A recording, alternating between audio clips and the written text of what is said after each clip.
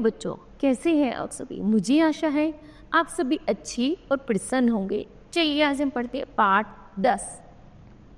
नमन करूं मैं। करते हैं इस कविता की शुरुआत। चलिए। प्रातः उठो तो देखो नभ में, सोना ही सोना सा बिखरा।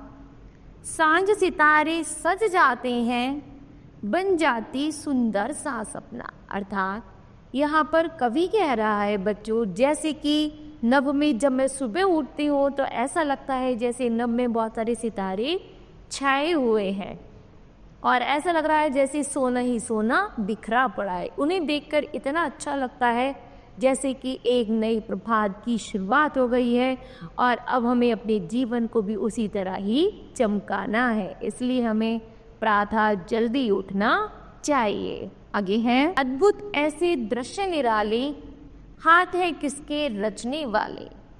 उन हाथों को नमन करूं मैं, जी चाहता उनको चूमूं मैं। अर्थात यहाँ पर कवि ने कहा है जब मैं उन सोने से भरे नभ को देखता हूँ, ऐसा लगता है जैसे उस नभ में सोने से भरे सितारे भरे हुए हैं, तो मेरा मन करता है कि मैं उन्हें छू लूँ, उनको पकड़ लूँ और मन करता है उन हाथों को मैं नमन करूं जिनसे मैं उन्हें छूं। अर्थात और उस भगवान को भी मैं नमन करना चाहता हूं जिसने हमें इतना सुंदर संसार दिया है। ठीक है।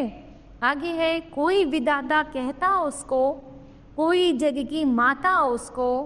कुछ कहते वो निराकार है, उसका ना कोई आकार है। यहाँ पर कवि कहता है मैं उस विधाता को नमस्कार करना चाहता हूँ जिसने संसार को बनाया है, अर्थात जिसका कोई आकार ही नहीं, अर्थात निराकार है, जिसने सबको बनाया है।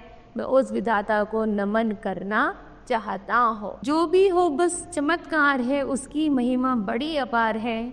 हम उसको भला भेंट करें क्या, बार बार बस नमस्कार है। अर्थात कवि बता रहा है बच्चों कि उस विधाता को हम बार बार नमस्कार करते हैं, अर्थात जिसने हमें सब कुछ दिया है, हम उसको क्या दें, हम उसको भेंट में क्या दे सकते हैं जिसने हमें सब कुछ दिया है। अर्थात उसकी महिमा इतनी अपार है कि ये तो ऐसा लगता है मानो जैसे चमत्कारी चमत्कार भरा पड़ा हो। इसलिए हम उस भगवान को नमस्कार करना चाहते हैं, बारंबार नमस्कार करते हैं जिसने इतने सुंदर जगत को बनाया है। ठीक है।